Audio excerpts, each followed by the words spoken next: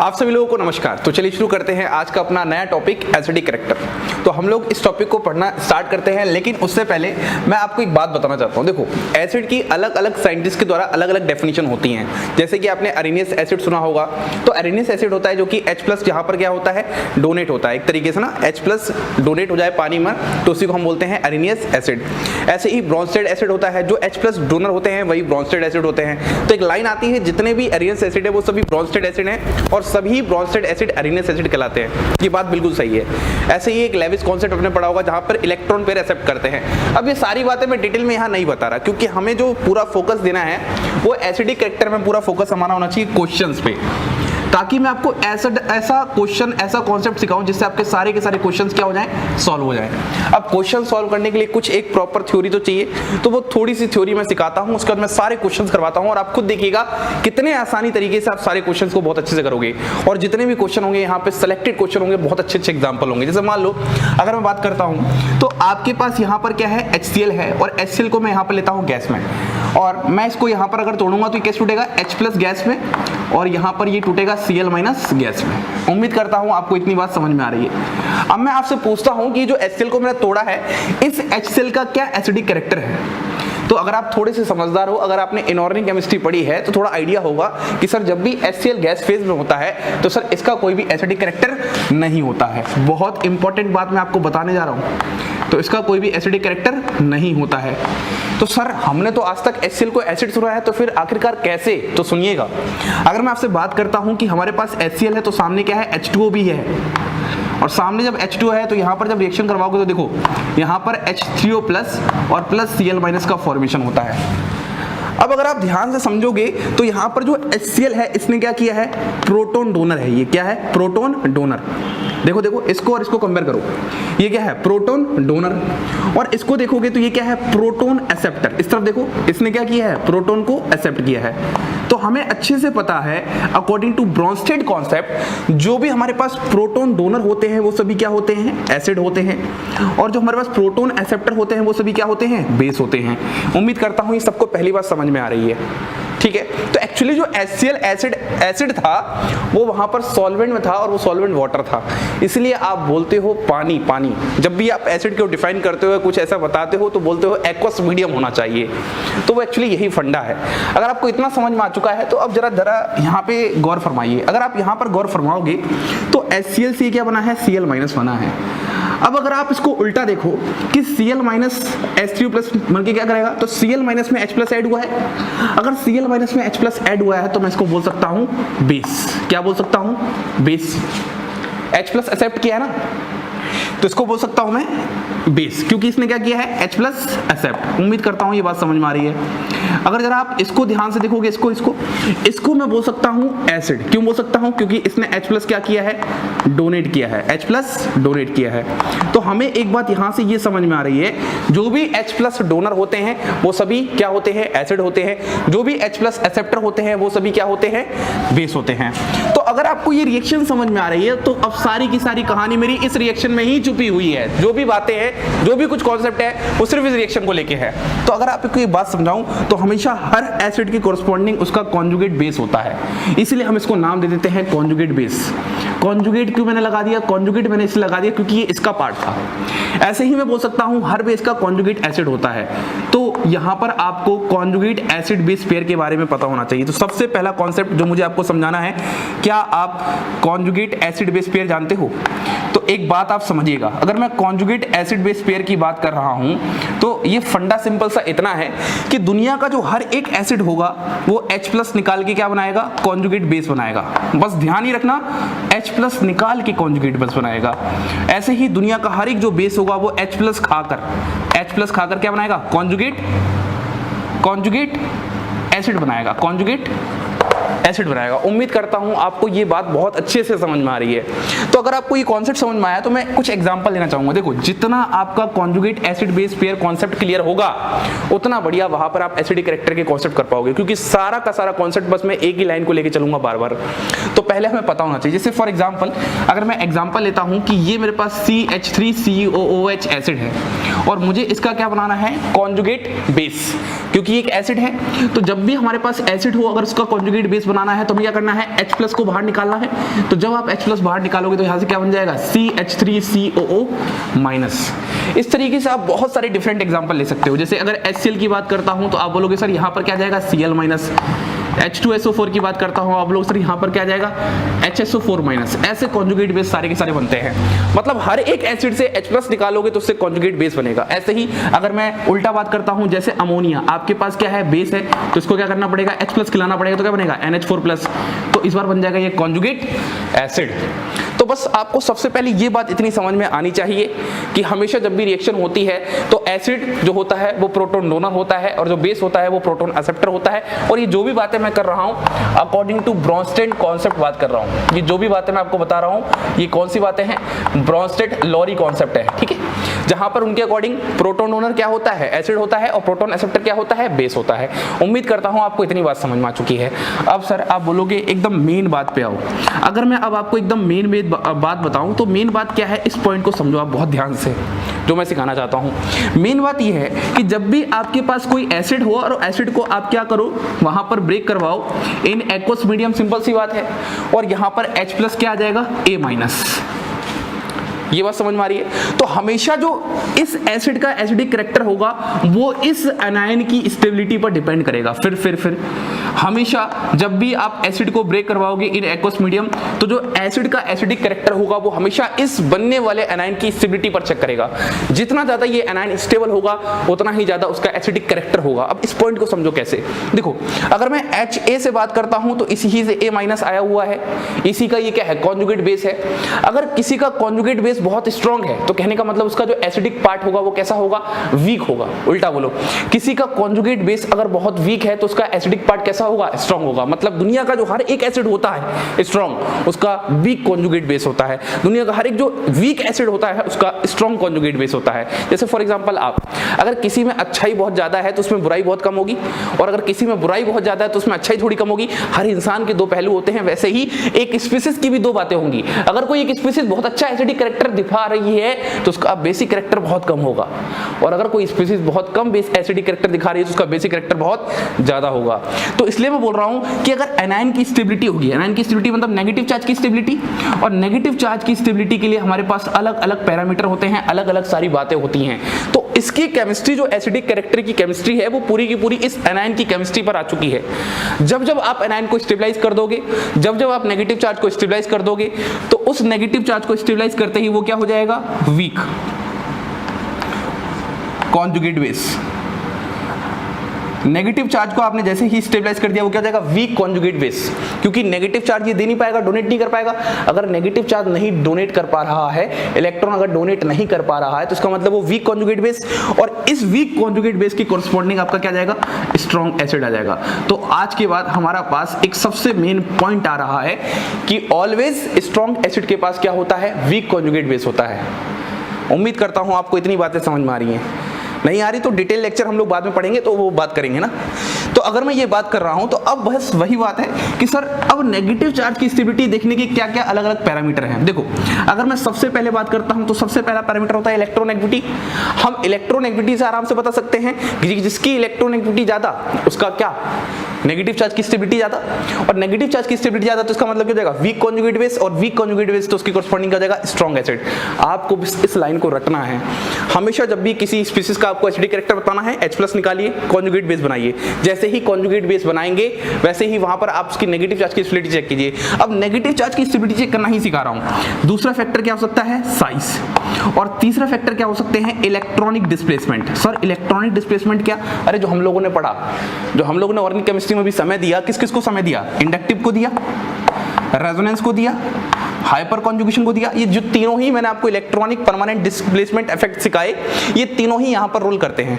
अब आपसे सवाल, इंडक्टिव में दो होते हैं प्लस आई माइनस आई, हाइपर कॉन्जुगेशन में दो होते हैं plus H minus H, resonance में भी दो होते हैं प्लस आर माइनस आर। इनमें से कौन सा ज्यादा स्टेबलाइज करेगा नेगेटिव चार्ज को? तो आप समझदार हो, आप बोलोगे सर जो भी नेगेटिव वाले पार्ट होंगे वो हमेशा नेगेटिव चार्ज को स्टेबलाइज करेंगे, क्योंकि वो उसको फैलाएंगे, उससे इलेक्ट्रॉन डेंसिटी विड्रॉ करेंगे। याद करो माइनस आई क्या करता था, कार्बन चेन से इलेक्ट्रॉन डेंसिटी विड्रॉ करता था, माइनस आर क्या करता था, कार्बन कार्बन चेन से इलेक्ट्रॉन डेंसिटी कॉन्जुगेटेड से विड्रॉ करता था। माइनस H भी क्या करता है, इलेक्ट्रॉन डेंसिटी विड्रॉ करता है। तो हम बोलेंगे सर तीनों में ही जो इसके माइनस इफेक्ट्स होते हैं वो हमेशा नेगेटिव चार्ज की स्टेबिलिटी को इंक्रीज करेंगे। तो यहाँ पर वीक कॉन्जुगेट बेस होगा तो उसके कॉरस्पॉन्डिंग क्या होगा, स्ट्रॉन्ग एसिड होगा। उम्मीद करता हूँ आपको स्टार्टिंग में ये इतनी बातें समझ में आ रही हैं क्योंकि ये बहुत जरूरी हैं। तो आपके दिमाग में एकदम क्लियर होना चाहिए।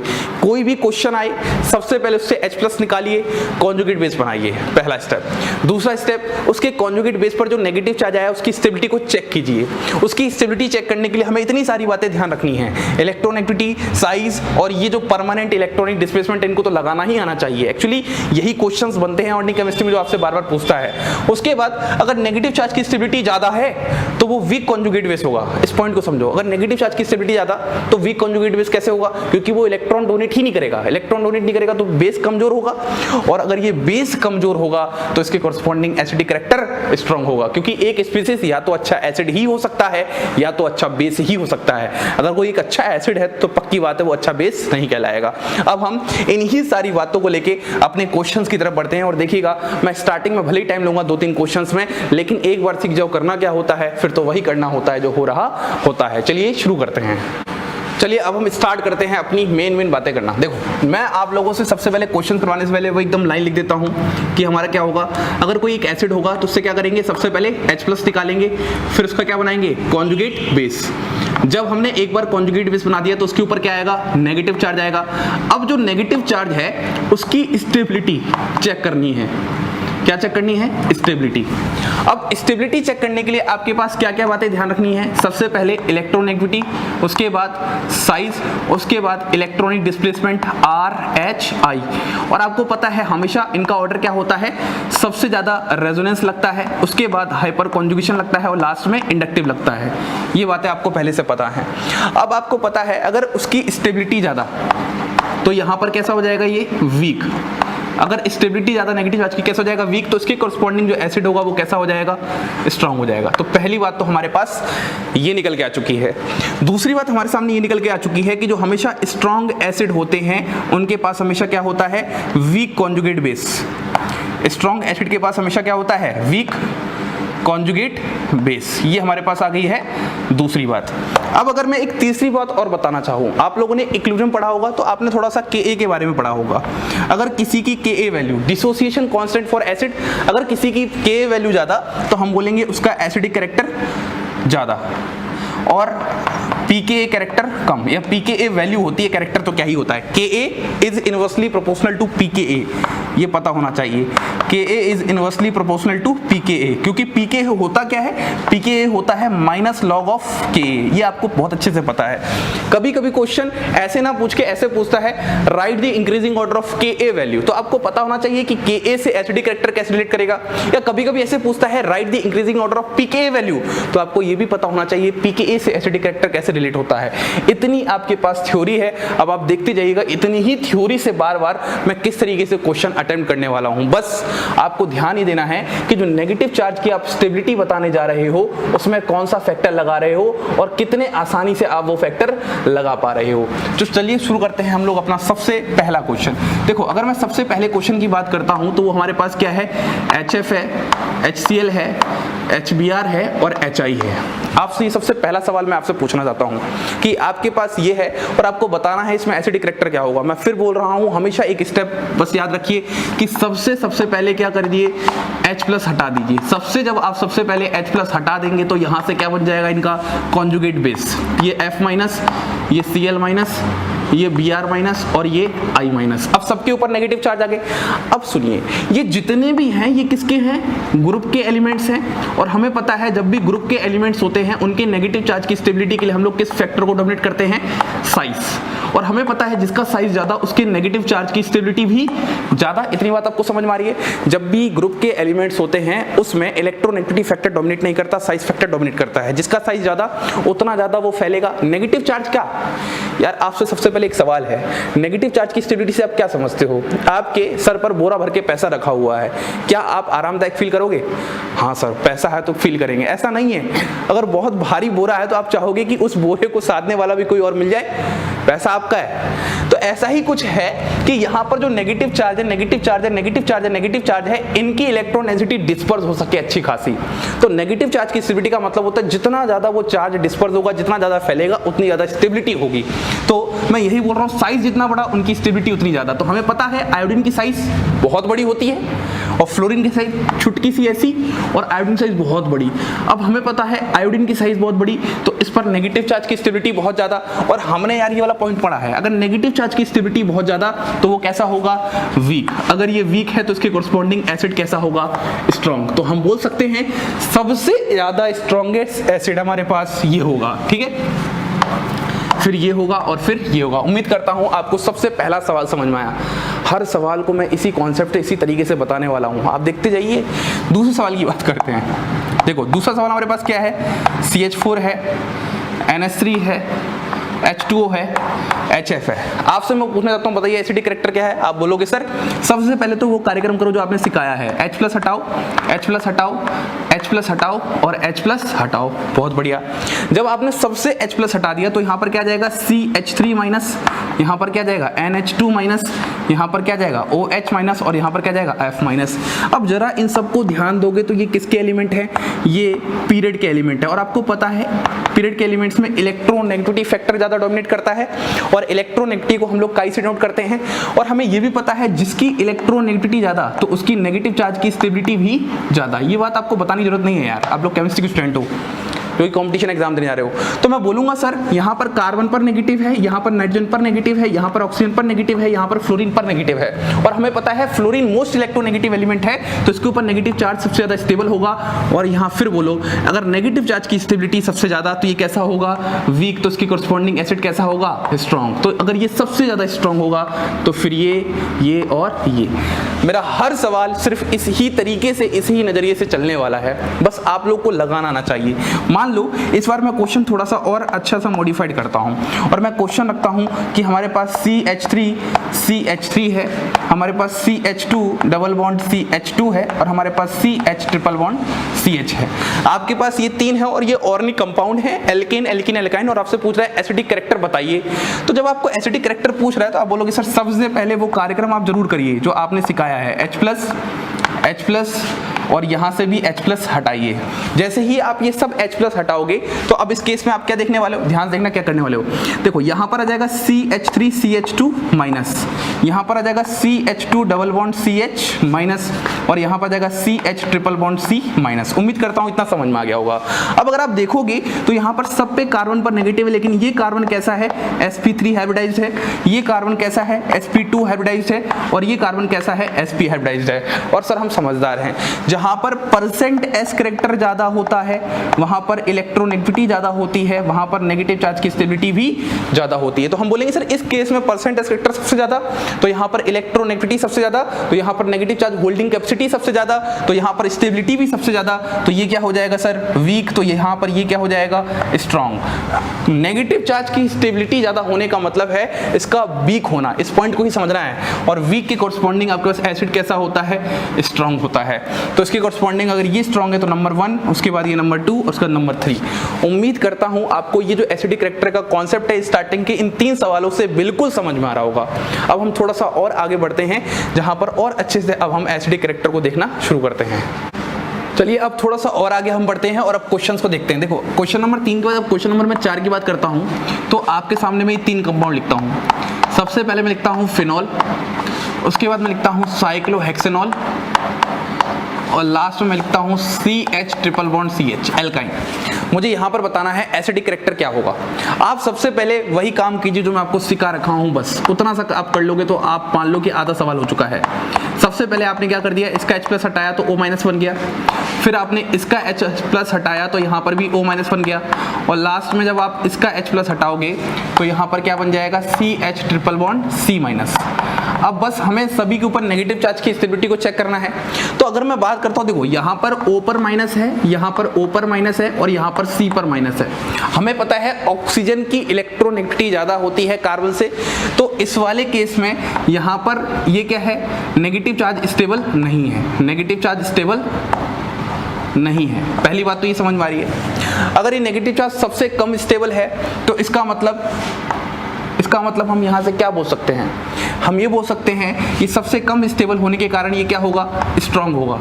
इस पॉइंट को समझो, अगर स्टेबिलिटी ज़्यादा होती तो ये वीक होता, लेकिन जब मैं इनसे कंपेयर कर रहा हूँ तो ये स्ट्रांग है, तो इसके कॉरस्पॉन्डिंग जो एसिडिक कैरेक्टर होगा वो क्या हो जाएगा, वीक हो जाएगा। पहला पॉइंट तो हमें यहाँ पर समझ में आ गया। सबसे कम वीक होगा तो हम बोलेंगे नंबर 3 पर हमारे पास ये वाला पॉइंट आ जाएगा। अब मैं कंपैरिजन इन दोनों में करता हूँ कि इन दोनों का जब मैं कंपैरिजन करूंगा तो इनमें एसिडिक कैरेक्टर किसका ज़्यादा होगा। देखो अगर मैं इस वाले में देखता हूँ तो यहाँ पर क्या हो रहा है, रेजोनेंस हो रहा है, यहाँ पर क्या हो रहा है, रेजोनेंस। इस वाले में कोई रेजोनेंस जैसा फंडा नहीं है, मतलब यहाँ पर जो आपका नेगेटिव चार्ज है वो -R मतलब रेजोनेंस से स्टेबलाइज है, और आपको पता है रेजोनेंस कितना अच्छा स्टेबलाइज करता है। बल्कि अगर आप यहाँ पर देखोगे तो यहाँ पर आपका इंडक्टिव इफेक्ट ही लग रहा है एक तरीके से, और वो भी इंडक्टिव प्लस आई वाला टाइप का लग रहा है। तो आप बोलोगे सर सबसे ज्यादा अगर यहाँ पर नेगेटिव चार्ज स्टेबलाइज है तो यहाँ पर ये क्या होगा, वीक। तो इसके कोरस्पॉन्डिंग जो आपका एसिड होगा वो क्या हो जाएगा, स्ट्रॉन्ग। तो सबसे नंबर 1 पर हमारे पास ये हो जाएगा, नंबर 2 पर हमारे पास ये हो जाएगा, और नंबर 3 पर हमारे पास ये हो जाएगा। उम्मीद करता हूँ आपको ये सवाल समझ में आया होगा। बस आपको सबका कॉन्जुगेट बेस बनाना है, सब पे नेगेटिव चार्ज की स्टेबिलिटी चेक करनी है। जिसकी नेगेटिव चार्ज की स्टेबिलिटी ज्यादा तो वो क्या होगा, वीक। यहाँ पर ज्यादा स्टेबिलिटी थी ड्यू टू रेजोनेंस तो ये वीक है, इसके कोरस्पॉन्डिंग एसिड क्या हो जाएगा, स्ट्रॉन्ग। ऐसे ही अगर मैं आगे सवाल की तरफ बढ़ता हूं और आपसे मैं पूछता हूं, मुझे बताइएगा, आपके पास एक तो कार्बोक्सिलिक एसिड है और एक आपके पास क्या है, फिनॉल है। बहुत ही बेहतरीन सवाल मैं आपको बताने जा रहा हूं और एनसीईआरटी में भी क्वेश्चन ये पूछा गया है। अगर मैं इस सवाल की बात कर रहा हूं तो आपसे पूछता हूं, बताइए यहाँ पर एसिडिक कैरेक्टर क्या होगा। तो आप बोलोगे सर सबसे पहले इनका H+ निकालो। लो भाई निकाल लिया। जब हमने इनका H+ निकाला तो क्या हो गया, RC डबल बॉन्ड O, और यहाँ पर आ गया O-। जब मैं यहाँ से H+ निकालूंगा तो यहाँ पर ये क्या हो जाएगा, फिनॉक्साइड आयन। पहले क्या बन गया, कार्बोक्सिलेट आयन, अब क्या बन गया, फिनॉक्साइड आयन। अब अगर आप इनके नेगेटिव चार्ज की स्टेबिलिटी देखोगे तो देखो यहाँ पर क्या हो रहा है, रेजोनेंस हो रहा है। यहाँ पर क्या हो रहा है, रेजोनेंस हो रहा है, और रेजोनेंस होके यहाँ पर कुछ ऐसा बन रहा है, RCO- डबल बॉन्ड O। और इन दोनों ही की खास बात ये है, यहाँ पर दोनों ही रेजोनेटिंग स्ट्रक्चर कैसे हैं, इक्विवेलेंट।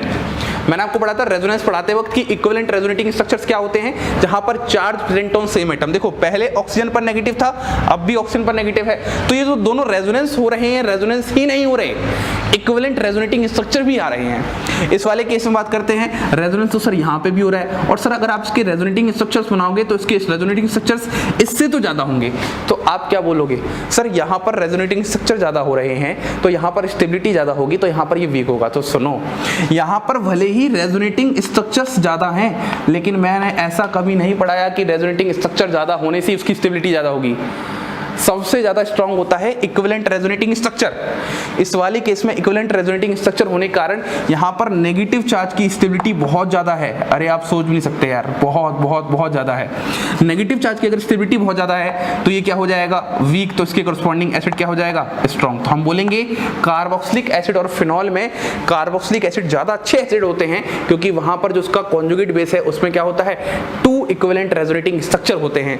जबकि फिनॉल की फिनॉक्साइड आयन के रेजोनेटिंग स्ट्रक्चर्स भले ही ज्यादा हैं, लेकिन वो इतना स्टेबलाइज नहीं कर रहे। आपको सोचो ना यार, जब इसका O नेगेटिव यहां जाएगा तो यहां पर कार्बन पर नेगेटिव आएगा, तो ये इक्विवेलेंट रेजोनेटिंग स्ट्रक्चर नहीं है। पहले ऑक्सीजन पर नेगेटिव था, फिर कार्बन पर नेगेटिव आया, लेकिन इस केस में दोनों ही ऑक्सीजन पर नेगेटिव होता है। तो आपको हमेशा याद रखना है कि रेजोनेंस का फंडा होता है, स्ट्रक्चर कम बने लेकिन ज्यादा स्टेबल बने तो वो ज्यादा स्टेबिलिटी प्रदान करता है। फिर से, स्ट्रक्चर कम बने लेकिन ज्यादा स्टेबल बने तो ज्यादा स्टेबिलिटी प्रदान करता है। तो इतनी बात उम्मीद करता हूं आप सबको समझ में आई होगी। अब हम लोगों ने एकदम स्टार्टिंग सीख लिया है, हम लोगों ने अपनी पकड़ बना ली है। अब हम थोड़ी सी स्पीड की तरफ बढ़ेंगे, जहां पर मैं आपके सामने कुछ सेट ऑफ क्वेश्चंस दिखाता हूं बेहतरीन वाले, और एक एक करके सारे क्वेश्चंस को सॉल्व करवाता हूं। चलिए अब हम इन सवालों की तरफ बढ़ते हैं और एक एक करके सारे सवालों से अपने कॉन्सेप्ट्स को क्लियर करते हैं।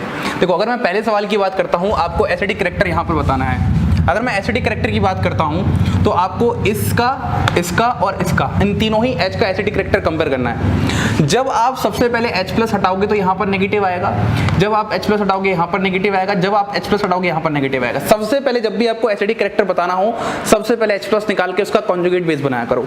यहां पर जगह कम थी तो मैं यहीं पर काम कर रहा हूं। तो देखो नेगेटिव जब ये आएगा तो अब आप ये देखो यहां पर ड्राइविंग फोर्स क्या स्टेबिलिटी की, तो यहां पर ड्राइविंग फोर्सेस का C डबल बॉन्ड O का रेजोनेंस, और ये कैसा रेजोनेंस है, -R है। बहुत इंपॉर्टेंट बात बता रहा हूं, ये नेगेटिव चार्ज स्टेबलाइज है due to -R of C double bond O group. अगर मैं इस नेगेटिव की बात करता हूं तो यहां पर सिर्फ लग रहा है इंडक्टिव इफेक्ट, यहां पर कोई रेजोनेंस नहीं लग रहा। किसका इंडक्टिव इफेक्ट? इस सी डबल बॉन्डों का। और हमें पता है resonance factor is much dominating than inductive effect, तो अभी तक तो यही जीत जाएगा। अगर मैं इसकी बात करता हूं तो ये नेगेटिव चार्ज किसकी स्टेबलाइज में है? डबल बॉन्ड के साथ है।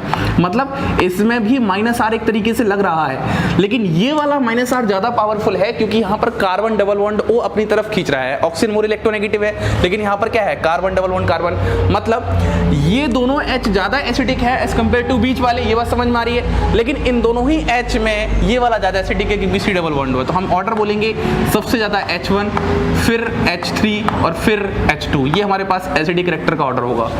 उम्मीद करता हूं समझ में आया होगा।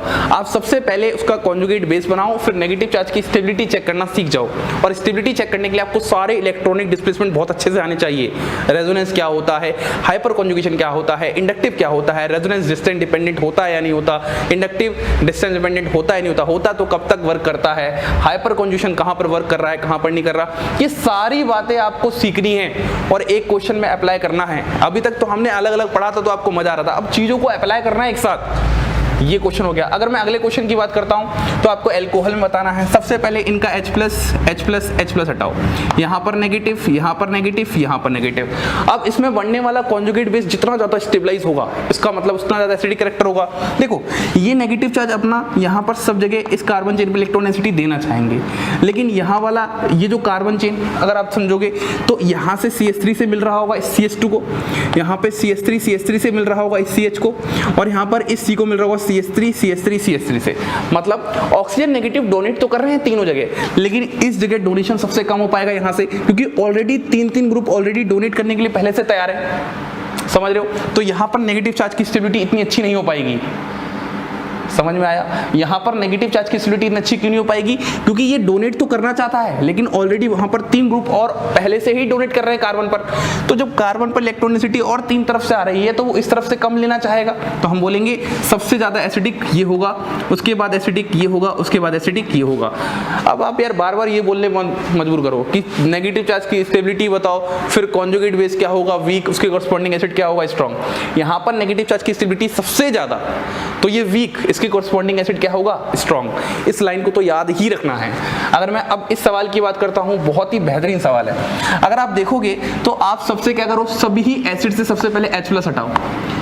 आधे लोग तो ऐसे होंगे सर कौन सा H+ हटाना है? अरे यार जो मोस्ट एसिडिक होता है हमेशा वही तो हटता है। आपका बस चले तो सर हम यहां से H हटाएंगे, तो अपने दिल की नहीं करनी होती है। ऑर्गेनिक केमिस्ट्री का पढ़ने का एक तरीका होता है ना? ये सब चीजें आपको आनी चाहिए। तो अगर आप देखोगे तो जब सब पे CO माइनस आएगा तो एक्चुअली यहाँ पर कोई रेजोनेंस वर्क नहीं कर रहा, यहाँ पर वर्क कर रहा है इंडक्टिव इफेक्ट। क्लोरीन होते हैं, हैलोजेंस होते हैं, इंडक्टिव इफेक्ट वर्क करता है। इसका भी माइनस आई है, इसका भी माइनस आई है और इसका भी माइनस आई है। और जब भी इंडक्टिव वर्क करता है, आपको मैंने बताया था DNP कॉन्सेप्ट याद रखना, सबसे पहले डिस्टेंस डोमिनेटिंग करता है, फिर नंबर डोमिनेटिंग करता है और फिर पावर डोमिनेटिंग करता है। तो देखो इस वाले केस में डिस्टेंस जस्ट बगल में है, तो ये वाला सबसे स्टेबलाइज्ड कॉन्जुगेट बेस होगा। तो अगर ये सबसे स्टेबलाइज्ड तो ये वीक, इसके कॉरस्पॉन्डिंग सबसे एसिड स्ट्रॉन्ग। इन दोनों की बात करते हैं तो ये नंबर 2 पे है। देखो ये नंबर 1, ये नंबर 2, ये नंबर 1, ये नंबर 2 और ये नंबर 3। तो दूसरे नंबर पर हमारे पास ये होगा और तीसरे नंबर पर हमारे पास ये होगा। तो आपको जब भी इंडक्टिव लगाना है तो DNP कॉन्सेप्ट्स को हमेशा साथ साथ लगाना है। सबसे पहले डिस्टेंस चेक करना है, उसके बाद नंबर चेक करना है, उसके बाद पावर चेक करना है। अब अगर मैं इन सवालों की बात करता हूं तो देखो इस सवाल से आपने H+ हटाया, यहां पर नेगेटिव आया, H+ हटाया, यहां पर नेगेटिव आया। अब आप अगर देखोगे तो आप में से आधे से ज्यादा लोग बोलेंगे सर देखो ऑक्सीजन का माइनस इफेक्ट लग रहा है, सल्फर का भी माइनस इफेक्ट लग रहा है, ऑक्सीजन ज्यादा इलेक्ट्रोनेगेटिव है तो इसकी स्टेबिलिटी ज्यादा, तो ये वीक, तो इसकी कॉरस्पॉन्डिंग एसिड क्या होगा? स्ट्रॉन्ग। लेकिन भैया जब भी नेगेटिव चार्ज के बगल में वैकेंट d ऑर्बिटल होता है तो वहां पर क्या होता है? d orbital resonance. याद आया? मैंने पढ़ाया था। तो यहां पर हो रहा है d ऑर्बिटल रेजोनेंस, और d ऑर्बिटल रेजोनेंस की वजह से ये नेगेटिव चार्ज बहुत ज्यादा स्टेबलाइज होगा। मतलब यहां पर एक तरीके से रेजोनेंस और यहां पर सिर्फ इंडक्टिव है। अरे ऑक्सीजन के पास कोई वैकेंट d ऑर्बिटल नहीं होता, आधे लोग खोजने में पड़े हैं। अरे ऑक्सीजन कहाँ गया? d ऑर्बिटल लेके आएगा। अरे नहीं, ये स्टेबिलिटी ऑर्डर हो जाएगा। आपको बहुत ही ध्यान से एक एक क्वेश्चन को समझने हैं, ऐसे ही थोड़ा ना क्वेश्चन लिख दिए। हर एक क्वेश्चन आपको नया कॉन्सेप्ट सिखाएगा और सब पता होना चाहिए कि d ऑर्बिटल रेजोनेंस क्या होता है, रेजोनेंस कब वर्क करेगा। आपको अगर एग्जामिनर अटकाएगा तो यहीं अटकाएगा। कि आपको इफेक्ट लगाना ही नहीं आता। आधे ज्यादा मैंने बच्चे देखे जिनको इफेक्ट लगाना ही नहीं आता। तो अब बात करते हैं इसकी। देखो अगर इस फैक्टर में बात करते हैं तो सबसे H+ हटाया, माइनस और माइनस। आप देखोगे Cl 3 है तो ये भी माइनस इफेक्ट लगाएंगे, और F 3 है ये भी माइनस इफेक्ट लगाएंगे। देखो सबसे पहले चेक करते हैं डिस्टेंस, फिर नंबर, फिर पावर।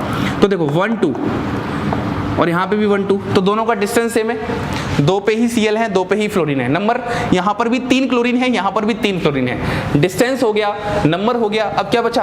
पावर। और हमें पता है फ्लोरीन का ज्यादा होता है minus effect as compared to chlorine, तो हम बोलेंगे सर ये ज्यादा एसिडिक होगा। इसके कोरस्पॉन्डिंग नेगेटिव चार्ज सबसे ज्यादा स्टेबल, तो ये वीक, इसके कोरस्पॉन्डिंग एसिड क्या होगा? स्ट्रॉन्ग। इस सवाल की बात करते हैं, तो बहुत आसान सवाल है। ये पीरियड के एलिमेंट है, H+ ग्रुप के हैं। H+ हटाओ, यहाँ पर क्या बनेगा आपके पास? HSE minus, HS minus, HO minus, ऐसा बनेगा ना। और आपको पता है इसकी साइज बहुत बड़ी है, तो यहाँ पर नेगेटिव चार्ज की स्टेबिलिटी बहुत ज्यादा, और स्टेबिलिटी बहुत ज्यादा तो कॉन्जुगेट बेस कैसा होगा? वीक। तो एसिड कैसा होगा? स्ट्रॉन्ग। तो अगर आप इस क्वेश्चन करोगे तो आप बोलोगे सर ये ज्यादा एसिडिक, फिर ये और फिर ये।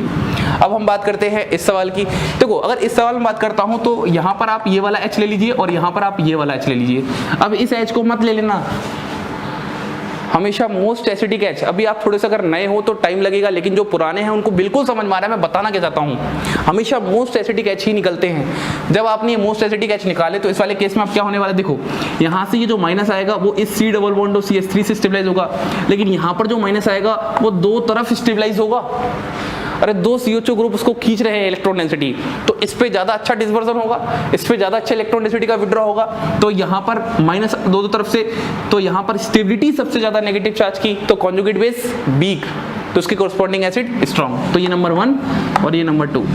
इसकी बात करते हैं। देखो ये जो क्वेश्चन दिया है एकदम प्योरली फैक्ट बेस्ड क्वेश्चन है, डेटा बेस्ड क्वेश्चन है। एक्चुअली हम जो भी ये बातें कर रहे हैं, ये जो सारी बातें हैं भैया, ये pKa वैल्यू को ध्यान में रखकर मैं कर रहा हूँ। ये मैंने कोई घर में बैठ के थोड़ा ना बनाया कि ये था ज्यादा वो था ज्यादा। एक pKa वैल्यू होती है ना, जिसकी pKa वैल्यू कम उसका एसिडिक कैरेक्टर ज्यादा, तो उसी के अकॉर्डिंग हमारे जितने भी आंसर होते हैं वो ऐसे ही होते हैं। अब यहाँ पर जब हायर क्लास में मैं पढ़ा रहा हूँ अपने चैनल पे, MSc लेवल तक की केमिस्ट्री में पढ़ा रहा हूँ, तो वहाँ पर मैं pKa वैल्यू बताऊंगा, लेकिन आपके लेवल पे pKa वैल्यू रखने की जरूरत नहीं है। पहले से आपका दिमाग बहुत खतरनाक है, पहले से आपको बहुत सारी चीजें आती है, pKa वैल्यू बता दूंगा और डर जाओगे। तो सिंपल कॉन्सेप्ट्स को हार्ड नहीं बनाना। हाँ लेकिन यहाँ देखो, अब मैं इसको एक्सप्लेन कैसे करूंगा। देखो जो बता दूं उतना रट लेना, हर चीज एक्सप्लेन नहीं कर सकता। आपकी क्लास पर अगर हर चीज एक्सप्लेन करने बैठूंगा तो पागल हो जाओगे। और जिसको ज्यादा एक्सप्लेनेशन चाहिए तो यार मेरी हायर ऑर्गेनिक केमिस्ट्री की सीरीज पढ़ो, अभी से MSc पढ़ना स्टार्ट कर दो, भले आप 12th में हो। ऐसा मत करो, बर्बाद हो जाओगे। तो मैं बस इतना समझाने की कोशिश कर रहा हूँ, आपके जितने लेवल का है उतना ध्यान दो। देखो यहाँ पर अगर मैं बात करता हूँ तो यहाँ पर CH2 माइनस आएगा H+ निकाल के, और यहाँ से OH माइनस आएगा। देखो यहाँ पर जो नेगेटिव चार्ज है वो इस कार्बन पर भी आएगा रेजोनेंस की वजह से, इस कार्बन पर भी आएगा, इस कार्बन पर भी आएगा, समझ रहे हो, रेजोनेंस की वजह से। तो यहाँ पर 4 कार्बन पर नेगेटिव आ रहा है, ये बात सबको समझ में आ रही है। और यहाँ पर 1 ऑक्सीजन पर नेगेटिव आ रहा है, तो हम बोलेंगे 4 कार्बन का नेगेटिव चार्ज कम स्टेबलाइज होगा एज कम्पेयर टू 1 ऑक्सीजन के नेगेटिव चार्ज के। 4 कार्बन पर नेगेटिव चार्ज कम स्टेबलाइज होगा एज कम्पेयर टू 1 ऑक्सीजन के नेगेटिव चार्ज के, तो हम बोलेंगे यहाँ पर स्टेबिलिटी ज्यादा, तो ये वीक कॉन्जुगेट बेस और उसके कोरस्पॉन्डिंग एसिड क्या होगा? स्ट्रॉन्ग। तो ये हमारे पास हो जाएगा नंबर 1 और ये हो जाएगा नंबर 2। ये जो बातें बता रहा हूँ ये purely pKa order value based हैं। यहाँ पर मैं वैल्यू नहीं बताना चाहता, घबरा जाओगे।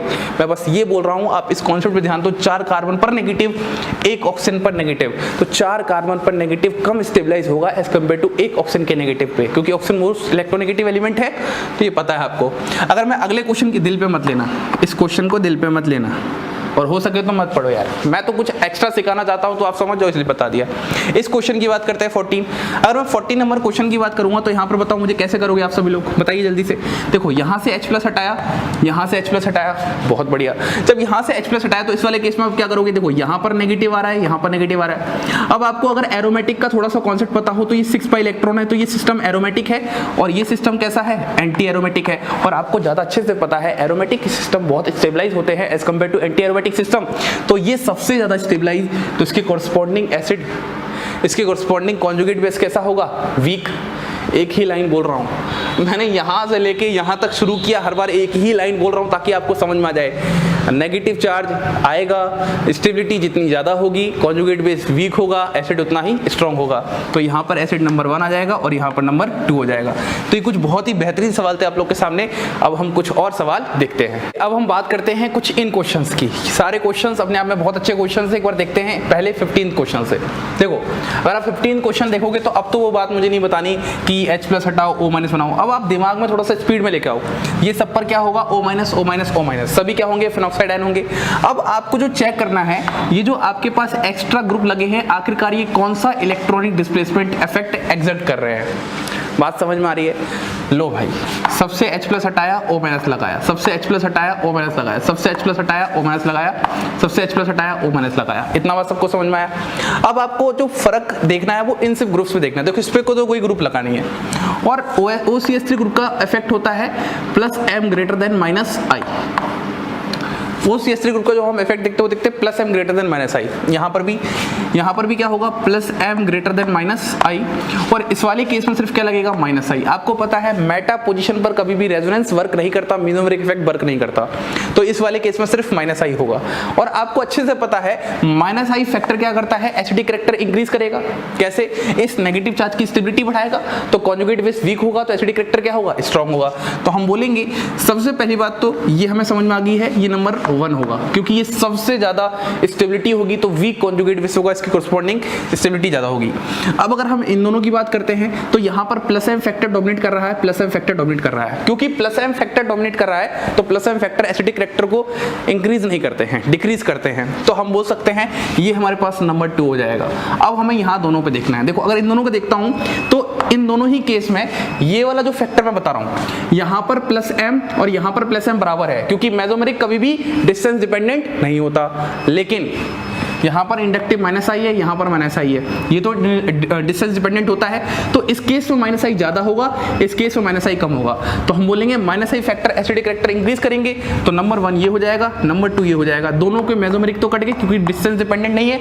यहाँ पर -I ज्यादा होने की वजह से ये नंबर 3 हो जाएगा और ये नंबर 4 हो जाएगा। उम्मीद करता हूँ आपको ये सवाल बहुत अच्छे समझ में आ गया होगा।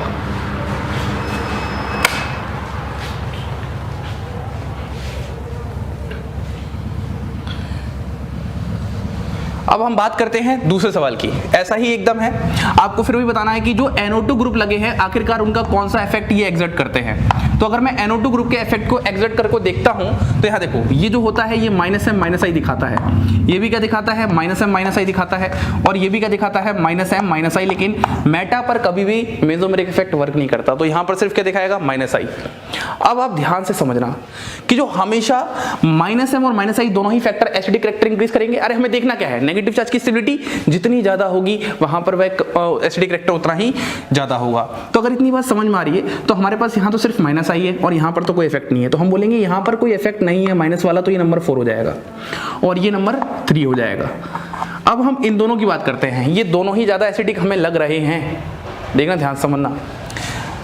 इन दोनों ही केस में -M बराबर। अब आप बोलोगे सर इस केस में -M क्या होगा? सबसे ज्यादा। इस केस में -I क्या होगा? इससे कम। तो आप बोलोगे सर नंबर 1 पे ये और नंबर 2 पे ये। समझ में आया? तो आप बोलोगे सर ये नंबर 1 है, ये नंबर 2 है, ये नंबर 3 है और ये नंबर 4 है। लेकिन सुनो, जिसको आपने नंबर 1 कहा है वो नंबर 1 नहीं है। इसमें लगेगा हाइड्रोजन बॉन्डिंग। अगर आपको थोड़ा सा यहाँ समझ में आए तो देखो मैं समझाना चाहता हूँ, बहुत ध्यान रखना है, बहुत सारे फैक्टर वर्क करते हैं एक साथ। तो यहाँ पर कुछ ऐसा होगा, देखो ऐसे बनाते हैं H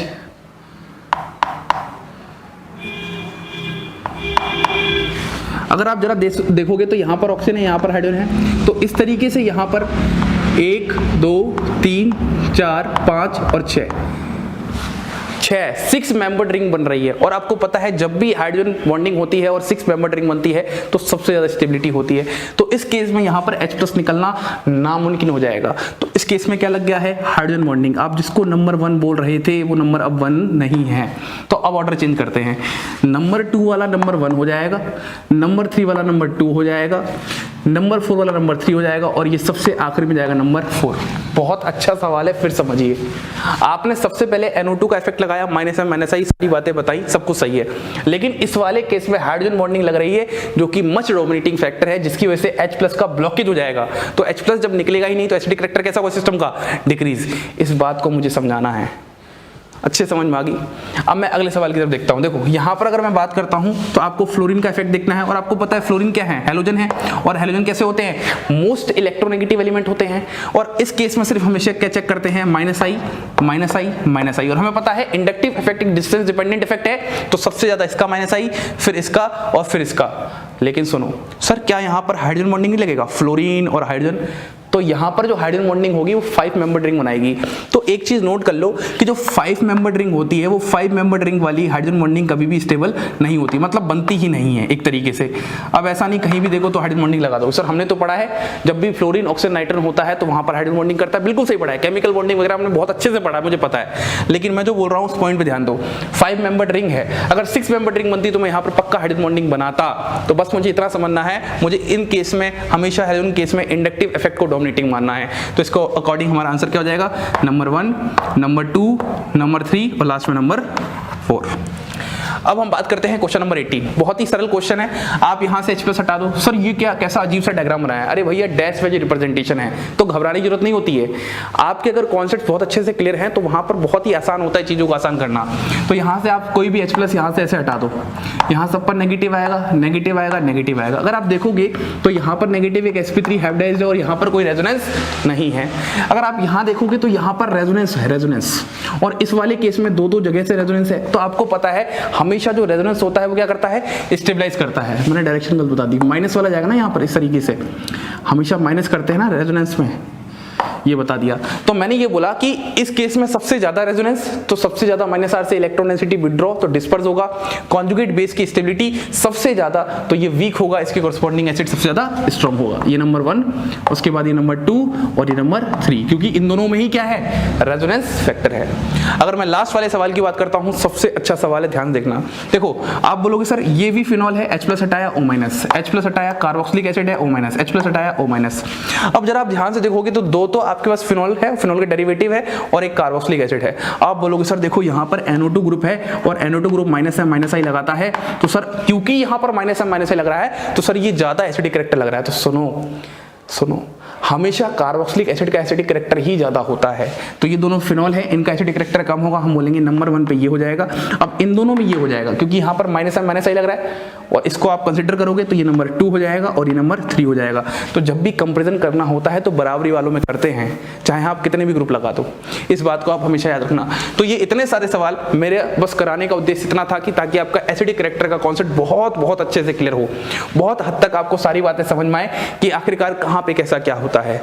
अब हमारा एक लेक्चर और आएगा जहां पर मैं आपको एसिडिक कैरेक्टर के और बेहतरीन सवाल बताऊंगा, और SIR इफेक्ट कि आखिरकार ये SIR इफेक्ट क्या होता है, स्टेरिक इनहिबिशन रेजोनेंस, जहां से फेमस क्वेश्चन बनते हैं आपके एसिडिक कैरेक्टर के, वो सारी बातें करेंगे। इसी के साथ आप सभी को धन्यवाद।